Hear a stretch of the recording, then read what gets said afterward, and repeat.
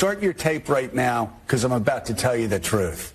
And F you if you can't handle the truth. This version of Biden, intellectually, analytically, is the best Biden ever.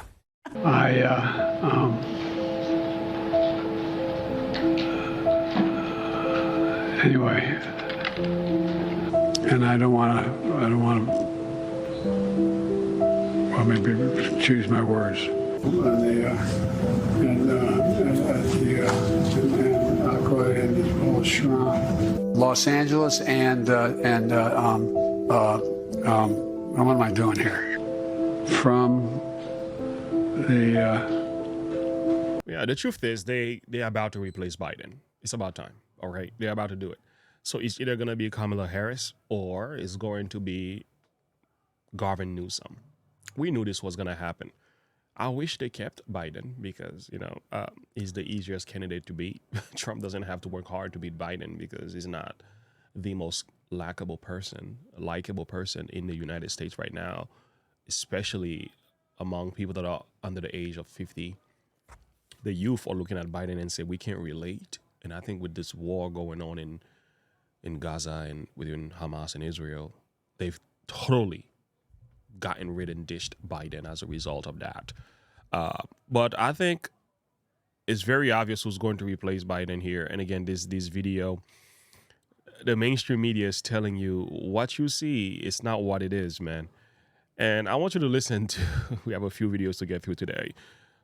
Here is our girl. Oh, man, here she is. Here's our girl, Corinne Jean-Pierre. She's going to tell us that is nothing but cheap fake, right? What we've seen with our eyes is nothing but cheap fake. Let's take a listen. There seems to be a sort of rash of videos that have been edited to make the president appear especially frail or mentally confused. I'm wondering if the White House is especially worried about the fact that this appears to be a pattern that we're seeing more of often. Yeah, and I think you all have called this the cheap fakes video, and that's exactly what they are. They are cheap fakes video. They are done in bad faith, and some of your news organization have been very clear, have stressed that these the right wing critics of the president have a credibility problem because of the fact checkers have repeatedly caught them pushing misinformation, disinformation, and so we see this, and this is something coming from your part of the world, calling them cheap fakes and misinformation. And I'll quote the Washington Post, where they wrote about this, and they said how Republicans use misleading videos to attack Biden in a 24-hour period. And to their credit, we have a conservative Washington Examiner did call them out as well, calling out the New York Post. Ironically, several recent cheap fakes actually attacked the president for thanking troops. That is what they're attacking the president for. Both in Normandy, this happened, and again in Italy. It's not an attack on the president. It's just the truth that we can see that Biden is deteriorating right before our eyes. That's not an attack. That's just what it is. And I think that it tells you everything that we need to know about how desperate Republicans are here. Instead of talking about the president's performance in office, and what I mean by that is his legislative wins, what he's been able to do for the American people across the country, we're seeing these deep fakes, these manipulated videos, and it is, again, done in bad faith. It's really a terrible job to have to sit there and having to lie to the people, knowing that we know what we know, see what we see, and then you telling us what we're seeing with our eyes is not exactly what it is. It's fake news, if you even believe that, right? George Orwell, the party told you to reject the evidence of your eyes and ears. It was their final and most essential command. That's actually true. Again, call it what you want. It's just that we can see, and it's very obvious that something is wrong. And I'll tell you what they really are disturbed about. These numbers, while they are saying, right, cheap, fake, and so on, they're still working behind the scene to replace Biden because they know for certain that he is not in a well state of mind right now, and he cannot possibly run for 2024. There's no way Biden could last another 4 years. You notice how fast he has deteriorated mentally. And it's a sad thing. And I think for us to keep dragging him on is actually wrong. But it will still be the easiest win for President Trump, if Biden will stay in the race. That would be so easy for us to just accept.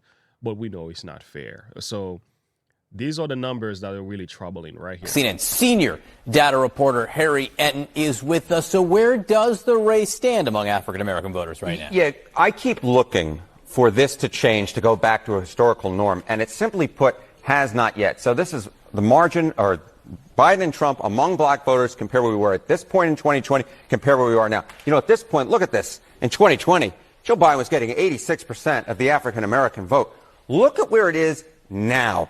It's 70%. That's a 16-point drop, John. And more than that, it's not just that Joe Biden is losing ground. It's that Donald Trump is gaining ground. You go from 7%, single digits at this point in 2020, to now 21%. And again, John, I keep looking for signs that this is going to go back to normal, and I don't see it yet in the polling. If anything, right now we're careening towards a historic performance for Republican presidential candidate, the likes of which we have not seen in 6 decades. And when you dig in... But you can see how they're saying the quiet part out loud, right? You can see the racism in this. It's like black people are supposed to vote Democrats. We can't believe black people are thinking outside the box. We can't believe that the box that we've confined them in for so many years, they decided to break out of that, right? They've loosened up their chains. They are no longer in that mental slavery in the Democratic Party. They decided to be freed. Like, whoa, we can't believe that. I believe it. We've been trying to talk about this for a little while in this channel. We get demonetized for it, name called for it, but guess what? It's happening. This man here is out of his mind. Listen to him. Listen to what he says. He is something else. And I think he is also... he certainly is on the list to be elected. I tell you what, man, there's something about him. He can lie with a straight face because he got the gift of gab and he got the look to go with it. So he has the ability to tell you a lie and make it feel like it's the truth. That's actually a very scary thing right here. This is what it's about. This is what we're best at, because we keep crushing it. Democrats, we keep crushing it. Look at all the elections you've won. She's smiling because she's like, I can't believe he's saying this. You keep crushing it, Democrats. You keep winning. You keep outperforming. It's extraordinary. Pat yourselves on the back. Our message is working. Serious? Our values are American. They're universal values. Our policies, Republicans begrudgingly celebrate and accept. I heard the governor here in his State of the State last night. He is something else. He kept a straight face while saying this. Even Biden himself had to, I know this was a mistake, but it just came out wrong. 2 years ago, when the United States offered to host this summit, we knew we needed a location dynamic and diverse, and as APEC itself. And APEC in San Francisco, here we are. I want to talk about Governor Newsom. I want to thank him. He's been one hell of a governor, man. Matter of fact, he could do anything you want. He could have the job I'm looking for. Yeah, well, that wasn't a mistake. That was well stated. But again, this is the other video that's troubling. Look at that. Who in their mind would want to run when you have someone of such esteem as our incumbent president of the United States, with a record of accomplishments and a man of character, a man of decency? I'm old school. Talk about loyalty. I'll go to ends of the earth for this guy. I really would. Yo, this man is out of his mind crazy. I can't believe he just said that. All the while, President Trump keep crushing it, man. Every single rallies, the numbers are outrageous. They know there's no way Biden can face this. This is too much for Biden to bear. As president, I will fight for American seniors like nobody has ever fought before, and we will not be fighting for the Biden illegals, as I call them. I will fight for American workers, not for human traffickers. I will fight for the American dreamers, not the child smugglers and woman smugglers. And I will restore the sovereign borders of the United States of America. So help me God.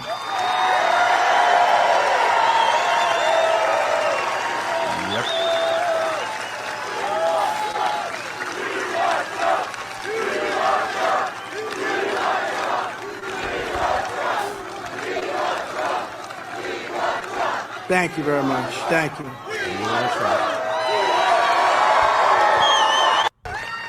He done turned the world upside down. What a man. We're going to talk about this man for a long time, somebody. But I'll tell you what, Forbes, okay, so according to Forbes, they are calling for Biden to just be checked out. And they're going to give you a number of reasons why they feel that way and who might even replace him. So stick a listen. Hello, I'm Steve Forbes, and this is What's Ahead, where you get the insights you need to navigate these turbulent times. President Biden's supercharged State of the Union address a few months ago quieted talk among Democrats about forcing him to drop his bid for a second term. But the quieting was only temporary. The continued, painfully obvious mental decline of our commander-in-chief has revived widespread public speculation of his withdrawing. A few observers think that this might be the political equivalent of a head fake, lowering expectations for his upcoming debate performance against Donald Trump. That highly anticipated verbal slugfest is barely 3 weeks away. After all, there are rumblings of pushing Biden out before his boffo State of the Union triumph.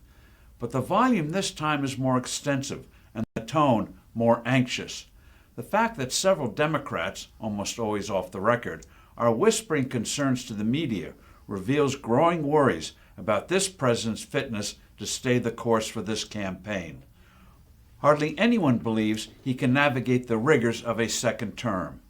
This, of course, leads to basic questions. Will Biden bow out before the June 27 debate with Trump? Unlike his appearances these days, the president won't be aided by teleprompters. His unscripted remarks are routinely and embarrassingly confused and garbled. Would a combination of anger, which might fuel a temporary clarity of mind, extensive rehearsals, and some exotic elixirs enable Biden to complete a 90-minute debate, especially since the likely moderators would be on his side and former President Trump might overplay his hand? Perhaps this is what certain White House aides and the powerful, highly influential First Lady are counting on. It's a high risk, however. A fumbling performance would make a subsequent pullout particularly humiliating.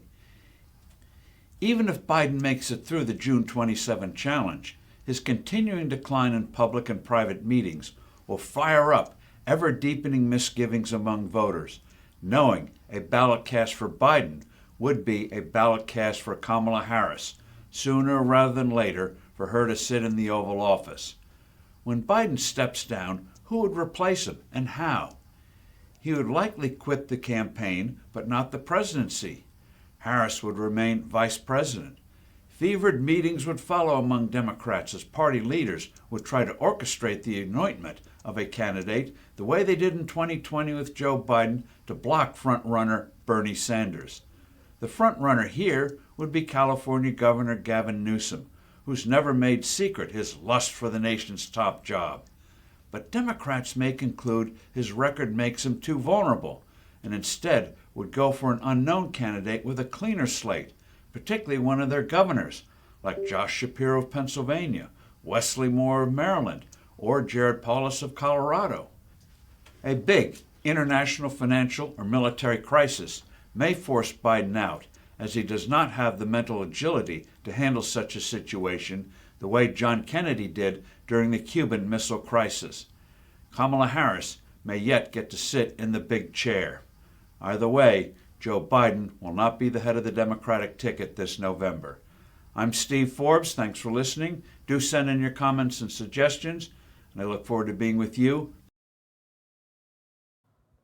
I mean, that was so easy for us to predict that. It was very obvious. But, our question was, why would they keep driving Biden like as if he's the solution to the problem? It's very obvious something is wrong. well, it's easy to control. It's easy to control. The Bible says, honor all men, love the brotherhood, fear God, and honor the king. I want to. We should, by all means. And that's the Christian approach when it comes to dealing with people in power and authority. But the king must know what he's doing, though. Like, the king must be right in his mind. The king must not be subjective to some other powers and unelected bureaucrats and people that are working behind the scenes, you know, that are grabbing his hands and directing him which direction to go. The king must be a free thinker. That needs to be happening as well, or else we don't have a country. Much more could be said. Link in the description below. Like and subscribe to the page. Click the bell icon for more. Stand with us on Patreon. If you enjoyed this video, share your thought and perspective with me. I want to hear from you. Until next time, have a good one. Bye.